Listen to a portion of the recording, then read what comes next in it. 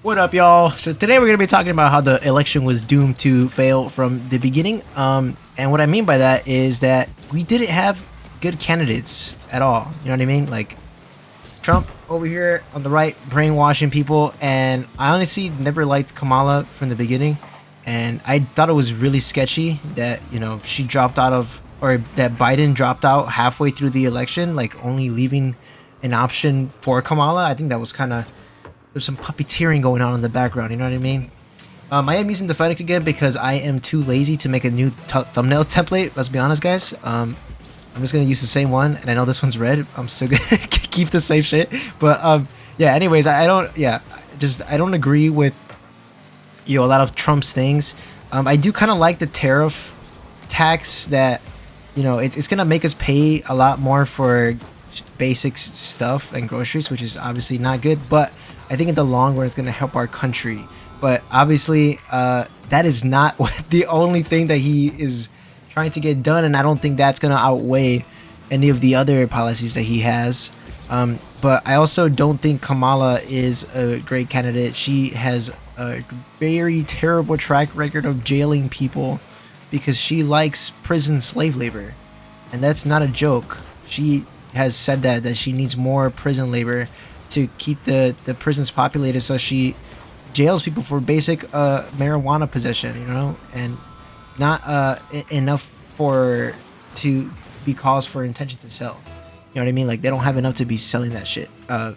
So yeah, I don't think either of them have good morals, and I can't say anything about the allegations that she had when she was like, apparently like she slept her way up to her position. I'm not gonna say anything on that, but I will say that I kind of hate that like that the left always tries to like dog on Donald Trump for stuff that happened like 30 years ago. And not that that shit wasn't bad. That shit is bad, but like, that's 30 years ago, even more than that, 40 years ago. And it's like, people change, you can't like judge somebody based on something they did 40 years ago. And I don't think he has changed. I'm just saying, I don't think you should. Like, there's like 50 things that you could criticize him on right now. Like, why don't we focus on that? You know what I mean? Like, someone like how many YouTubers used to say the N-word in 2011, and yeah, just like words like that that doesn't make him racist. I mean, his thing was entirely different, discriminating people from apartment buildings, but you get what I'm saying? Like it's something that he did 40 years ago. I think it's kind of a petty to judge somebody based on something they did 40 years ago. So there's like I said, there's plenty of things to criticize him on now. I don't think Kamala is void of that criticism either. She doesn't seem to be like a good person to me. I also don't like that people are saying that she's like faking being black, and I like even less the fact that liberals are saying, because there's videos of her at her rallies, like code switching or whatever that's called. I think it's called code switching. I'm not really sure what the terminology. I'm not really on the internet these days. But it's just basically her like talking with like AV African vernacular, or African American vernacular. Sorry. Yeah, the just black talk, black accent. I don't know. But apparently black people can't have black accent because they're black, which makes sense. But I'm not sure how that works. Anyways, there's a lot of Trump supporters saying that she wants to be black, or she's only black because she's trying to get votes and shit. You know what I mean? Like, I don't think she's trying to be black if she is black, and I Trump supporters have this very terrible way of thinking where anytime Trump says something, they automatically believe it to be true, and they don't bother fact checking it because Trump wouldn't lie. Right, guys? Why would Trump lie? He has no reason to lie. He's the smartest, most powerful, most sexiest, orangest man on earth. Like, we love him.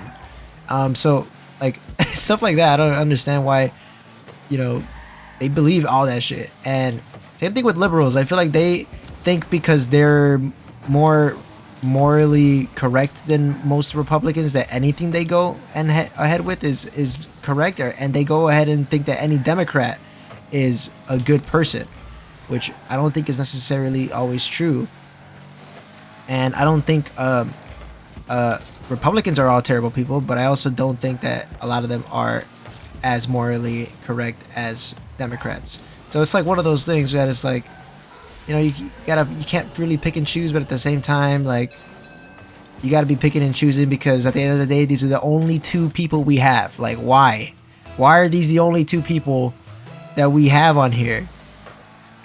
I did see a podcast like earlier, like a couple months ago. So it's not recent, but it was a podcast, Shane Gillis's podcast, and RFK was on the podcast, and I was really surprised to hear. I forgot what party he was going for or running for. I forgot if it was Democrat or Republican, but he has some very like good takes that I align with more. You know what I mean? Like the abortion thing. Like Trump supporters really think that abortion is like allowed like past like 3 months, like, and even in Democratic states, which is not legal, and they'd be saying shit like, oh well, like people are doing abortions illegally, and it's like, yeah, okay, people are shooting guns illegally too. Like that's not gonna. Should we take away all guns now? Like that doesn't make sense. You're literally proving the gun problem right to the Democrats. You know what I mean? Like they want to take away your guns to reduce what the fuck? How did he score that? They're literally, the Democrats are trying to reduce gun control or increase gun control to reduce guns on the street so that they can decrease gun violence, and the Republicans are saying that more gun control is going to cause more gun violence because that means only people who are criminals are going to have them illegally, which makes sense. I think Texas is like a good testimony to that, where like there's very little gun violence in Texas because everybody's strapped. Everybody's on edge because nobody wants to get glocked. And I think it's a very good argument. I think it's a testament that that this is possible. Like low gun violence is possible with a lot of guns in the area, but I also don't think that we should be taking that into consideration for every place in the country, because I mean there's also like it's very rural area, you know what I mean? Like it's not as condensed and as some other cities. Their cities are not as condensed as say New York and Chicago, where you're going to be dealing with a lot of more interactions and violent interactions at that. Not to mention that there is a lot of illegal immigrants in Texas because it's close to the border. And as you guys know, or as you guys should know, illegal immigrants are actually less likely to commit a crime than a citizen of the country. And I am sure you guys did not know that.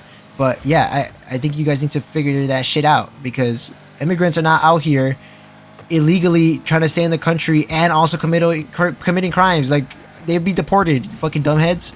Like, why the fuck would they be committing crimes when they're trying to live here illegally? Like, they're trying to stay low, keep a low profile. That's obvious. That's common sense. So, yes, that's also another factor you guys got to take into account. And yeah, just that is a perfectly valid argument that gun control does not also always equal less gun violence. But you also can't be disagreeing with these states' laws, or not the states' laws. They can, I think the federal government should have like an overseeing of like some laws, but at the same time, like, you gotta understand that it's kind of a little bit too easy to get a gun right now in this country, and that was kind of like, I mean, the first couple mass shootings in schools was like was like giving people ideas, so that's why it started happening a lot more prevalent afterwards. But the hell, man.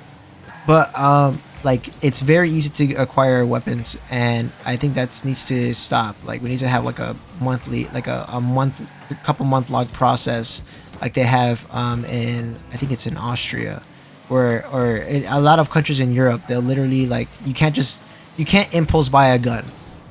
Like, you have to apply for it, and then you still have to, my god damn it, I missed it, but he should have hit that if I missed. You have to apply for it, and then you still like put on a waiting list for like 3 months, like, so that you can acquire it, like you can actually receive it. You know what I mean? So yeah, I think that's like a thing that we got to take into account. So I don't think this country is going heading into a good place. But again, I don't think it was ever heading into a good place after Biden dropped out. Well, even with Biden, I don't think he's a good candidate either. This guy's literally ancient. He was on the brink of breathing himself to death. Man, we're fucked, man. We're fucked.